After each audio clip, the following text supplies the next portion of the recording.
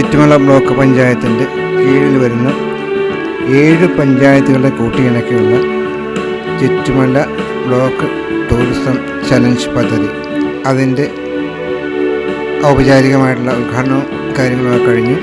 അതിന് സാധ്യതകളെ സംബന്ധിച്ചുള്ള പഠനങ്ങളാണ് നടന്നുകൊണ്ടിരിക്കുന്നത്. എന്തായിരിക്കാം ഈ പദ്ധതി? ഇതുകൊണ്ട് ഉദ്ദേശിക്കുന്നത് എന്തൊക്കെയായിരിക്കും? കിഴക്കേക്കല ഗ്രാമപഞ്ചായത്ത്, മൺട്രോത്തുരുത്ത് പഞ്ചായത്ത്, പേരയം പഞ്ചായത്ത്, കുണ്ടറ പഞ്ചായത്ത്, പെരിനാട്, പനയം, തൃക്കരുവ, ഈ 7 ഗ്രാമപഞ്ചായത്തുകളെ കൂട്ടിയുള്ള ഒരു ടൂറിസം ഡെസ്റ്റിനേഷൻ ചലഞ്ചാണ് ഉദ്ദേശിക്കുന്നത്.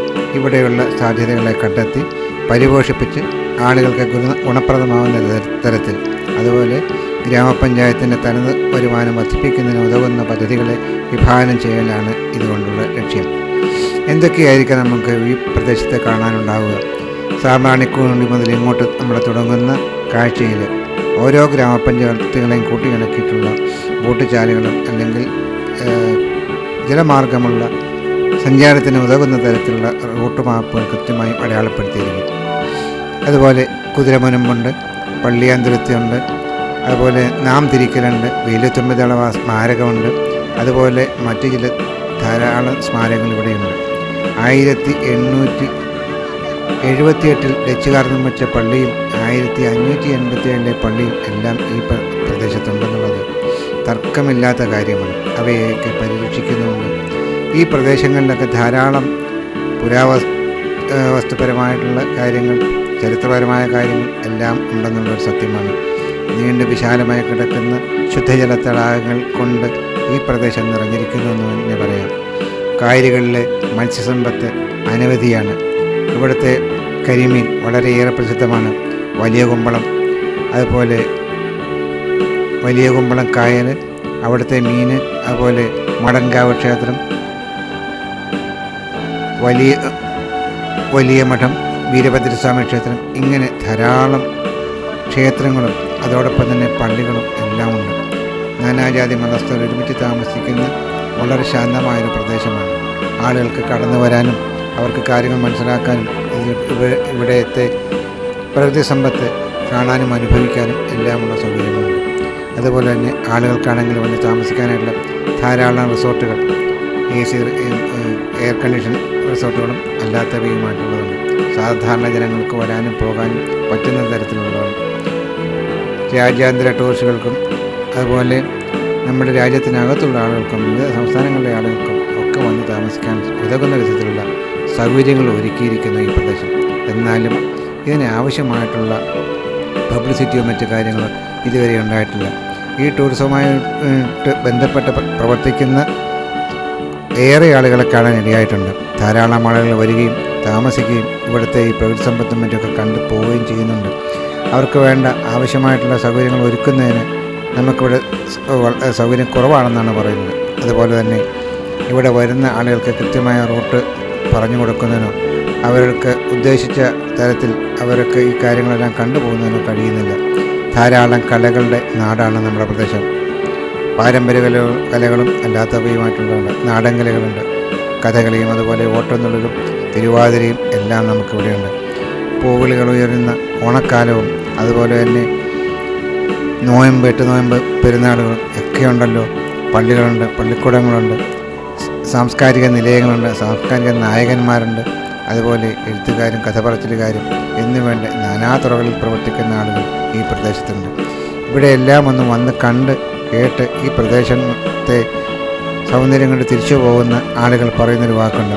വളരെ നല്ലതാണ്, വളരെ ഹൃദ്യമാണ് അവർക്ക് താമസിക്കാനും. അതുപോലെ തന്നെ അവരുടെ ബഡ്ജറ്റിനനുസരിച്ച് ഉള്ള ടൂറിസം ഇവിടെ നടക്കുന്നു എന്നാണ് ആളുകൾ പറയുന്നത്. പക്ഷേ ഈ സാധ്യതകളെ നാം കണക്കിലെടുക്കാറില്ല. അല്ലെങ്കിൽ അവയെ കൂട്ടിയിണക്കി വേണ്ട രൂപത്തിലുള്ള ഒരു ക്രമീകരണം നമുക്ക് നടത്താൻ കഴിയുന്നില്ല. നാടൻ വള്ളങ്ങളും അതുപോലെ തന്നെ ഹൗസ് ബോട്ടുകളും ഒക്കെ ഇവിടെയുണ്ട്. ചെറിയ യന്ത്രങ്ങൾ ഘടിപ്പിച്ചവയും തുഴഞ്ഞു പോകുന്ന വള്ളങ്ങളുമുണ്ട്. അതുപോലെ തന്നെ വാട്ടർ സ്പോർട്സ് നടത്താൻ പറ്റുന്ന കായലോരങ്ങൾ നമുക്ക് ധാരാളമുണ്ട്. ഒരേ ദിശയിലേക്ക് കാറ്റ് വീശുന്ന ഏകദേശം 18 കിലോമീറ്റർ മുതൽ 30 കിലോമീറ്റർ വേഗതയിൽ വരെ കാറ്റ് ഇവിടെ നിന്ന് വീശാറുണ്ട് എന്നാണ് അന്വേഷണത്തിൽ നിന്ന് മനസ്സിലായത്, പഠനത്തിലും തെളിഞ്ഞത്. ഈ ഒരേ ദിശയിൽ നിന്ന് കാറ്റ് വരുന്ന സാഹചര്യത്തിൽ അതിനെ പ്രയോജനപ്പെടുത്തി നമുക്ക് ധാരാളം കാര്യങ്ങൾ ചെയ്യാൻ പറ്റും. വാട്ടർ സ്പോർട്സിൽ വളരെ സാധ്യതയുണ്ട്. അതുപോലെ തന്നെ കയാക്ക്, കാനോയിങ്, ബാംബു,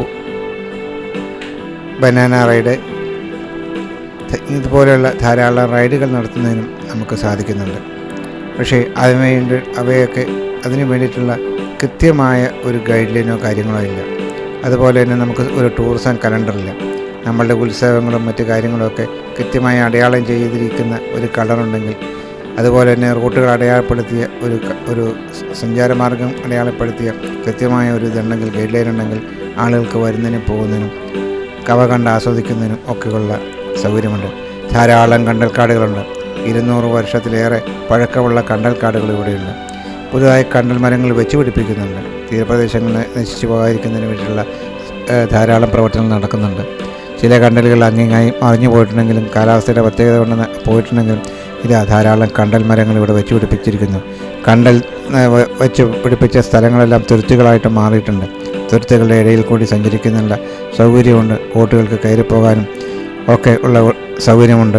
ഈ പ്രദേശങ്ങളിലൊക്കെ ധാരാളം മത്സ്യങ്ങളും അതുപോലെ തന്നെ ഞണ്ടുവർഗ്ഗങ്ങളും ഇവിടെയൊക്കെ ഉണ്ട്. നമ്മുടെ പ്രദേശത്ത് നിന്ന് നഷ്ടപ്പെട്ടുകൊണ്ടിരിക്കുന്ന ജൈവസമ്പത്ത് തിരിച്ചെടുക്കുന്നതിലൊരു പ്രധാന ഘടകമാണ് ഈ കണ്ടൽക്കാടുകൾ. അതിനെ ആളുകൾ പരിരക്ഷിക്കുന്നുണ്ട്.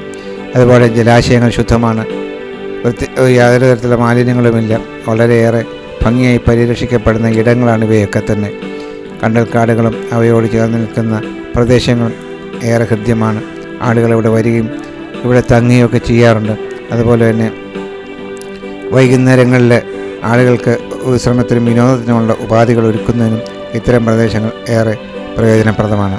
പരിസ്ഥിതിക്ക് കോട്ടം തട്ടാത്ത വിധത്തിലുള്ള പ്രവർത്തനങ്ങൾ നടത്തണം എന്ന് മാത്രമേ ഉള്ളൂ. ഈ കാടുകളെയും അല്ലെങ്കിൽ ഈ കണ്ടലുകളെയും സംരക്ഷിച്ച് നിർത്തിയാൽ ധാരാളം കാര്യങ്ങൾ ചെയ്യാൻ പറ്റും. പെരുമൻ പാലത്തിൽ കൂടെ ഒരു തീവണ്ടി പോകുന്നു. പെരുമൻ നമുക്കറിയാം, ഒരു വലിയ തീവണ്ടി ഓടുണ്ടാകുകയും ധാരാളം ആളുകൾ മരിക്കുകയും ഇടയായ സാഹചര്യം നമുക്കറിയാം.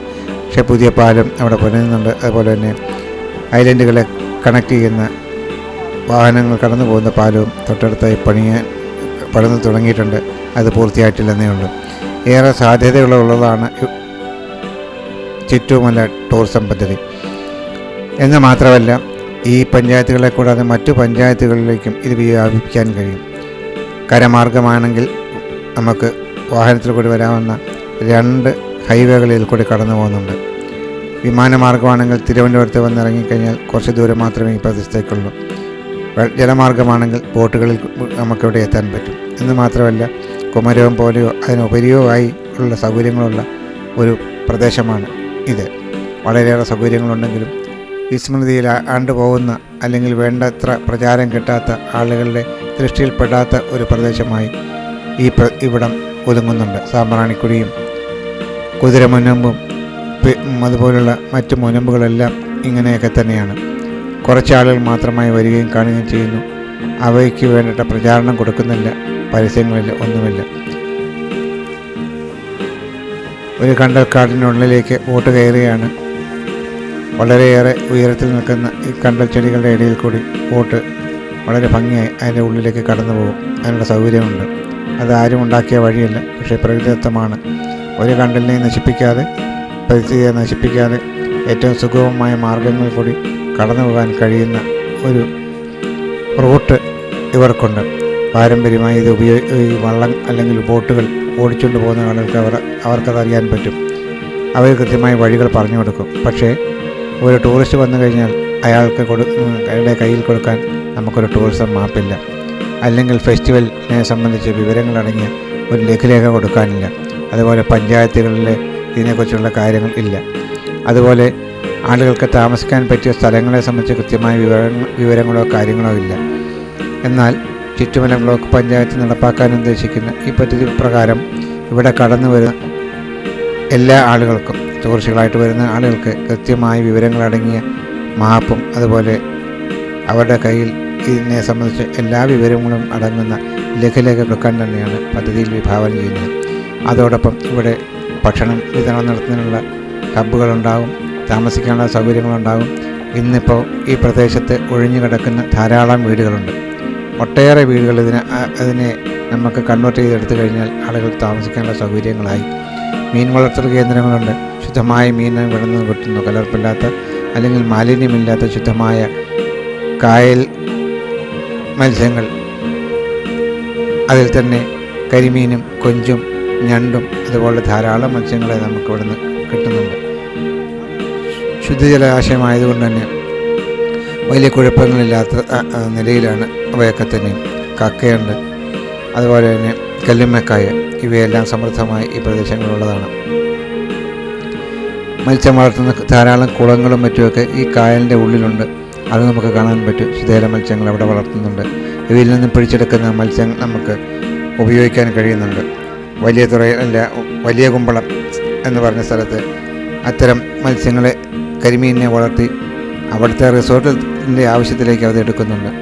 വളരെ ഭംഗിയായി നല്ല നിലയിൽ ഈ കാര്യങ്ങൾ നടക്കുന്ന ഒരു പ്രദേശം എന്നുള്ളത് കൊണ്ട് തന്നെ ടൂറിസത്തിന് ഏറെ സാധ്യതകൾ നമുക്കിവിടെയുണ്ട്. ഇതിനെ വിജയിപ്പിക്കലാണ് നമ്മളുടെ ഉദ്ദേശം. അതുപോലെ തന്നെ കൂടുതൽ ആളുകളിലേക്ക് ഇത് എത്തിക്കുന്നു.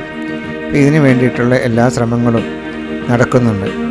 ഓരോ ഗ്രാമപഞ്ചായത്തും അവനവൻ്റെ വിഹിതം അല്ലെങ്കിൽ അവരുടെ ഗ്രാമപഞ്ചായത്തിലെ പദ്ധതികൾ ഉൾപ്പെടുത്തി ഈ ടൂറിസത്തെക്കുറിച്ച് പഠിക്കുന്നതിന് വേണ്ടിയിട്ട് ഒരു പ്രൊജക്റ്റ് വയ്ക്കുന്നുണ്ട്. KTDS ആണ് അതിൻ്റെ പഠന റിപ്പോർട്ട് പൂർത്തിയാക്കുന്നത്. ബ്ലോക്കിൽ അവതരിപ്പിച്ചു കഴിഞ്ഞാൽ അത് വീണ്ടും സ്റ്റേറ്റിലേക്ക് കൊടുക്കാനൊക്കെ തയ്യാറാകുന്നുണ്ട്. അതോടൊപ്പം തന്നെ വിവിധ സാധ്യതകളെക്കുറിച്ച് പഠിക്കുന്നതിനോടൊപ്പമായിട്ട് സീപ്ലെയിൻ വന്നിറങ്ങുന്നതിനും അല്ലെങ്കിൽ ടേക്ക് ഓഫ് ചെയ്യുന്നതിനുള്ള സൗകര്യങ്ങൾ കൂടി ഈ പ്രദേശത്തുണ്ട് എന്ന് നമ്മൾ ഓർക്കുക. കുണ്ടറ സെറാമിക് ഫാക്ടറിയുടെ തൊട്ടടുത്തുള്ള ഒരു വലിയ ജലാശയത്തിൽ അതിനുള്ള സൗകര്യമുണ്ടെന്നാണ് വിദഗ്ധ സംഘം കണ്ടെത്തിയിരിക്കുന്നത്. അത് കൂടാതെ ബോൾഗാട്ടി പാലസിൽ നിന്ന് അല്ലെങ്കിൽ ബോൾഗാട്ടിൽ നിന്ന് ഉയരുന്ന ഒരു സീപ്ലെയിന് ഇവിടെ ഇറങ്ങാൻ കഴിയും. ഇടുക്കിയിലേക്ക് പോകുമ്പോൾ പാരിസ്ഥിതിക പ്രശ്നങ്ങൾ ധാരാളമുണ്ടെങ്കിലും നമ്മളുടെ ഈ പ്രദേശത്ത് അത് വളരെ കുറവാണ്. ഈ കണ്ടൽ കാടുകൾ ഏരിയയിൽ കൂടി ആളുകൾക്ക് സഞ്ചരിക്കാനും പോകാനും അല്ലെങ്കിൽ സീപ്ലെയിനിൽ വന്നിറങ്ങിയ പ്രദേശങ്ങൾ കാണാനുമൊക്കെയുള്ള സൗകര്യങ്ങൾ വർദ്ധിക്കുന്നതിനോടൊപ്പം ഇവിടുത്തെ ടൂറിസം സാധ്യതകൾ അനന്തമായ സാധ്യതകൾ ഉള്ള ഒരു പ്രദേശമാണെന്ന് കൂടി ആളുകൾക്ക് തിരിച്ചറിവുണ്ടാകും. അതോടൊപ്പം തന്നെ കേന്ദ്ര ഗവൺമെൻറ് സ്കീമുകളും പദ്ധതികളും ഇതിനോട് ഉൾച്ചേർന്ന് ഈ പ്രദേശത്തെ സമ്പന്നമാക്കാൻ ഉതകുന്ന വിധത്തിലുള്ള പദ്ധതികൾ ആസൂത്രണം ചെയ്യുന്നതിന് നമുക്ക് കഴിയണം. അതായിരിക്കും ഈ പ്രദേശത്തിൻ്റെ ലോക്കൽ എക്കോണമി ഡെവലപ്മെൻറ്റിന് വേണ്ടിയിട്ട് ചെയ്യാൻ പറ്റുന്ന ഏറ്റവും വലിയൊരു കാര്യം. തനത് വരുമാനം വർദ്ധിച്ചു കഴിഞ്ഞാൽ ഗ്രാമപഞ്ചായത്തുകൾക്ക് അവരുടെ കാര്യങ്ങൾക്ക് കൂടുതൽ മറ്റ് കാര്യങ്ങൾ ആശ്രയിക്കേണ്ടി വരില്ല. ധാരാളം ടൂറിസ്റ്റുകൾ എത്തുന്നതോടുകൂടി ഈ പ്രദേശത്തിന് മുഖച്ഛായ മാറും. ആളുകൾക്ക് തൊഴിലുകളുണ്ടാകും. അതുപോലെ തന്നെ ടൂറിസം മേഖലയിലെ അനന്ത സാധ്യതകളെ ഉൾപ്പെടുത്തി ധാരാളം പ്രോജക്റ്റുകൾ ഇവിടെ ഉണ്ടാക്കാനും കഴിയും. വള്ളക്കാർ, ഓട്ടോറിക്ഷ ഓടിക്കുന്നവർ, തട്ടുകടക്കാർ, ഹോട്ടലുകാർ, റിസോർട്ട് നടത്തുന്നവർ എന്ന് വേണ്ട മീൻ പിടിക്കുന്ന ആളുകൾ, അതുപോലെ മീൻ വള്ളങ്ങൾ, എല്ലാവർക്കും എല്ലാ തരത്തിലുമുള്ള പ്രവർത്തനങ്ങൾക്ക് ഒരു നല്ല തുടക്കം കുറിക്കാൻ ഇതുമൂലം കഴിയും. അതാണ് ടൂറിസം ഹബിൻ്റെ അല്ലെങ്കിൽ ചുറ്റുമ. ഇഷ്ടമായാൽ ലൈക്ക് ചെയ്യുക, ഷെയർ ചെയ്യുക. Thank you.